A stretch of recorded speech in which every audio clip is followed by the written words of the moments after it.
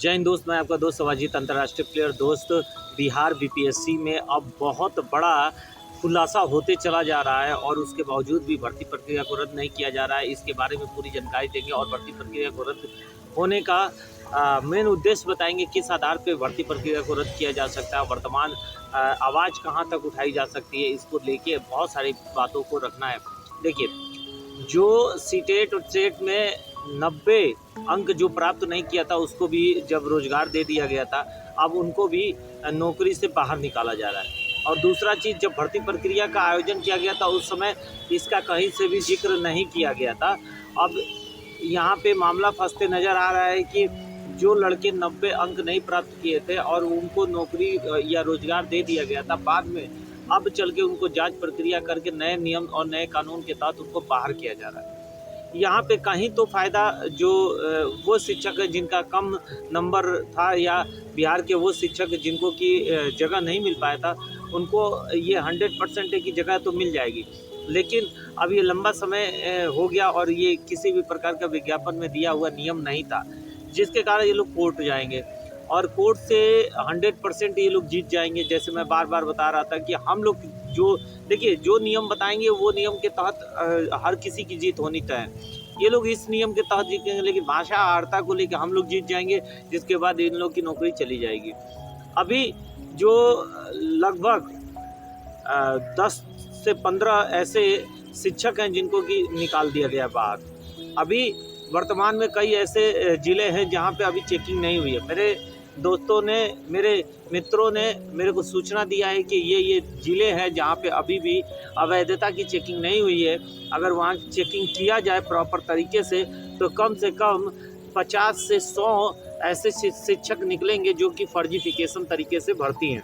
अभी आपने देखा पटना, दरभंगा, मुजफ्फरपुर और उसके अलावा भागलपुर जैसे क्षेत्रों में चेकिंग हुआ और वहाँ पे अवैध टीचरों को पकड़ा गया। लेकिन बिहार के कुछ अन्य ऐसे ज़िले हैं जहाँ पे फिर से दोबारा चेकिंग होने की आवश्यकता है और कई अन्य ऐसे ज़िले हैं जहाँ पे अभी तक एक बार भी जांच प्रक्रिया नहीं बैठाई गई है। वहाँ पे जांच होनी आवश्यक है। वहाँ से कम 50 से 100 अवैध टीचर पकड़े जाएंगे जो कि इसमें किसी न किसी माध्यम से फर्जीफिकेशन करके भर्ती हो गए हैं। और ये सुनिश्चित किया जाए कि इन लड़कों के पकड़े जाने के बाद फिर से दोबारा रिजल्ट जारी किया जाएगा और कम मेरिट लिस्ट वालों को भर्ती किया जाएगा। इसके तहत वो व्यक्ति, वो शिक्षक जिसके कि 3 बेटियां ही थी और 1 से 2 नंबर से छट रहे थे, उनको भी जगह मिल जाएगी। वो माताएं बहनें, वो बहन जिसके ऊपर लाठीचार्ज हुआ था, जो गर्भवती थे, उनको भी रोजगार मिल जाएगा। और ये जांच होना अत्यधिक आवश्यक है। अभी तक तो मेरे को नहीं समझ में आ रहा है कि आर्थिक अपराध इकाई द्वारा जांच हुआ, उसके बाद शिक्षा विभाग पहले जांच किया, फिर दोबारा जांच किया, उसके बाद जो अवैध शिक्षक है पुलिस के माध्यम से भी पकड़े गए। कई जांच होने के बाद भी इतने अवैध शिक्षक पकड़े जाने के बाद और बीपीएससी द्वारा अलग से छांटे गए शिक्षक, जब इतने शिक्षक पकड़े गए तो अभी तक इस पेपर को रद्द क्यों नहीं किया गया, इसका कारण मेरे को पता नहीं चल पा रहा है। अगर आप लोगों को कुछ इसका कारण पता चल रहा हो तो बताइएगा। कई हमारे ऐसे भाई हैं जो मेरे को मैसेज करते हैं कि आप लोग उस योग्य नहीं थे, आप लोग ने मेरिट लिस्ट में नहीं आ पाए, तो आवाज़ उठा रहा है भाई। और उनका कहना है कि पहले योग्यता अपने अंदर लाओ तब रोजगार पाओगे, वरना नहीं ले पाओगे। तो भाई को मैं बता देना चाहता हूँ कि शायद शर्म घोल के पी गए हो, या तो अपने माँ के औलाद नहीं हो। यही 2 चीज़ें हो सकती है, क्योंकि अगर शर्म घोल के पी गए हो तब ऐसी बातें करोगे। अभी तक जांच हो रहा है, जो नौकरी से निकाले जा रहे, तुम्हारे आँख बंद है क्या? दिख नहीं रहा है आँख से कि अबे शिक्षक निकाले? तुम लोग जिस कोने में छुपे होगे सब निकाले जाओगे।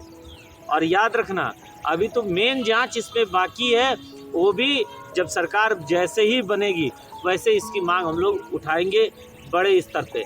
लेकिन अभी ये समझना बिहार के लोगों के लिए आवश्यक है कि जिनको जनाधार दिए, जिनको कि बिहार में जगह दिए, बिहार के राज्य को विशेष राज्य का दर्जा दिलाने के लिए, शिक्षकों को 80 सुविधाएं दिलाने के लिए, युवाओं को रोजगार दिलाने के लिए, अग्निवीर खत्म करने के लिए, क्या वो बिहार के लोगों के सही साबित होते हुए क्या इंडिया गठबंधन से आके सरकार बनाएंगे? क्या वो मुसलमान भाई जिन्होंने वोट दिया और आज जो आरक्षण के विरोधी हैं उनके साथ जाके उनके नेता बैठे हुए हैं, क्या उनके नेता इंडिया गठबंधन के साथ आएंगे? अगर नहीं आएंगे तो इनको एकदम नकारना होगा, इनको एकदम भगाना होगा, क्योंकि ये केवल अपने घर की रोटी सेकने को जान रहे हैं, आपके घर की और हमारे घर की रोटी नहीं सेकेंगे। आज बिहार राज्य में जो दशा है, जो हम लोग रो रहे हैं, जो रोना रो रहे हैं, वही अनदर राज्य का भी दशा हो जाएगा। अगर अभी से आप लोग नहीं संभले और ये नहीं देखे कि बिहार राज्य का जो दशा इन लोगों ने कर रखा है, चाहे वो अभी देख लीजिए नागरिकता वाला प्रमाण पत्र हो चाहे कोई हो, अभी हर जिले में नागरिकता प्रमाण पत्र चेक होने के लिए भेजा गया है कि भाई जो निवासी बिहार का है उसी को ये आरक्षण का लाभ मिलना चाहिए, चाहे EWS हो, SC हो, ST हो, OBC हो। और बहुत जगह इस आरक्षण का लाभ अदर स्टेट यानी उत्तर प्रदेश, छत्तीसगढ़, झारखंड वाले भी आके ले चुके हैं। तो इनको निकालना जरूरी है, क्योंकि 50% कैसे भर्ती हो गए, इसकी जांच होना जरूरी है। जब 10% का ही आरक्षण इनके लिए है तो ये 50% कहाँ से भर्ती हो गए? निवास प्रमाण पत्र जब इनका चेकिंग होगा तो इस चीज़ का बाहर निकल के आएगा। अभी बिहार में भी एक और घपला हो रहा है, उसको भी जांच होना बहुत अधिक आवश्यक है कि बहुत सारे लोग हैं जो EWS के, OBC के हैं या अनदर लोग हैं जो कि SC ST में घुस के उसका आरक्षण लेके नौकरी पा रहे हैं। ये सूचना प्राप्त हुई है, ये आपको बताऊं कि ये सूचना जो प्राप्त हुई है उसके तहत इसको देखना बहुत अधिक आवश्यक है।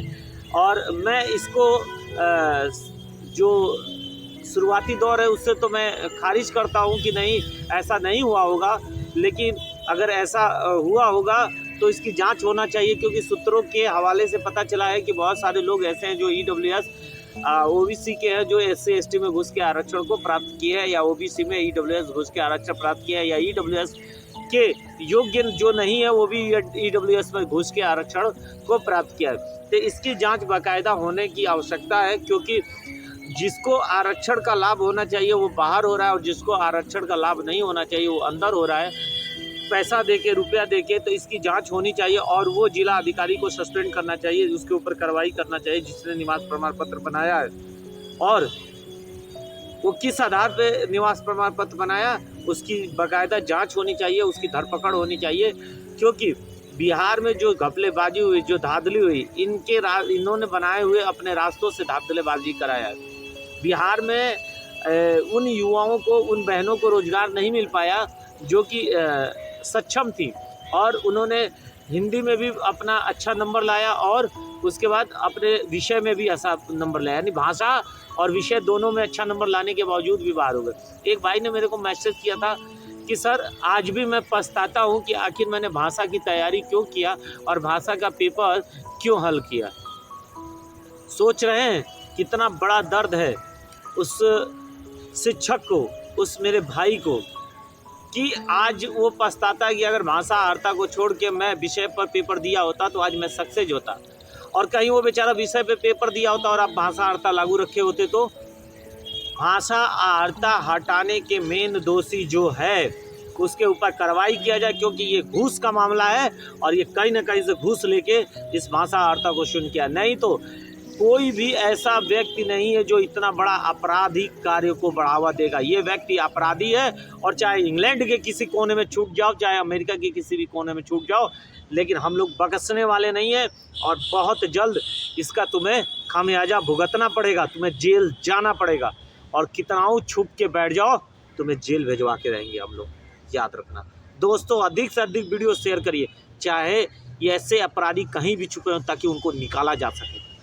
इन्होंने बिहार के युवाओं के साथ खिलवाड़ किया है, हर एक अपने मुसीबत को झेल के एक सच्चे तरीके से पेपर दिया था, उनके साथ इन लोगों ने विश्वासघात किया है। इन विश्वासघातियों को सजा होना आवश्यक है। जय हिंद, जय भारत।